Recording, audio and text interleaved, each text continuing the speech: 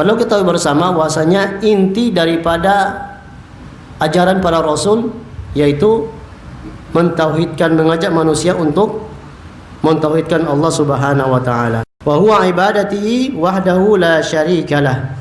Nah, kita tidak menyekutukan Allah Subhanahu wa taala karena syirik ini merupakan kezaliman yang sangat besar. Sebagaimana Luqman berkata kepada anaknya, "Ya bunayya, la tusyrik billah.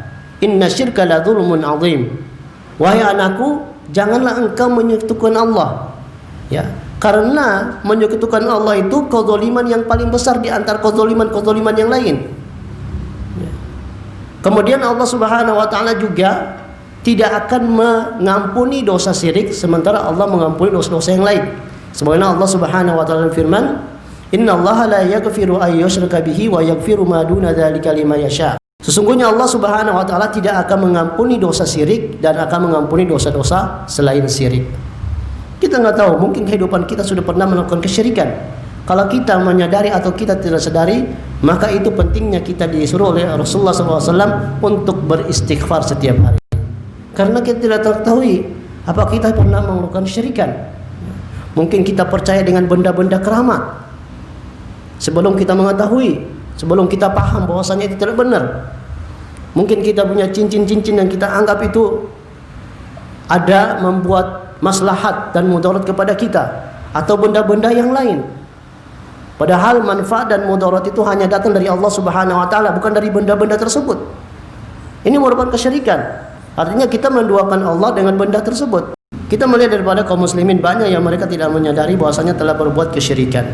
Ya, meminta bantuan kepada jin, kepada iblis dan sebagainya. Padahal iblis sendiri itu meminta hanya kepada Allah, bukan kepada siapa.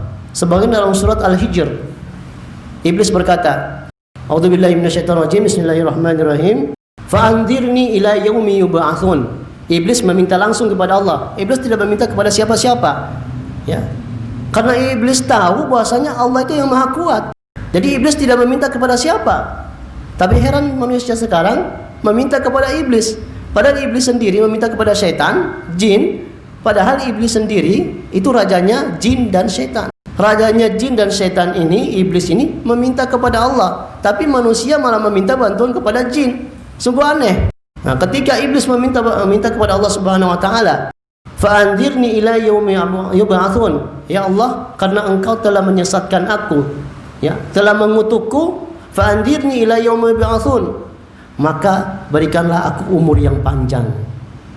Kata iblis, dia meminta kepada Allah.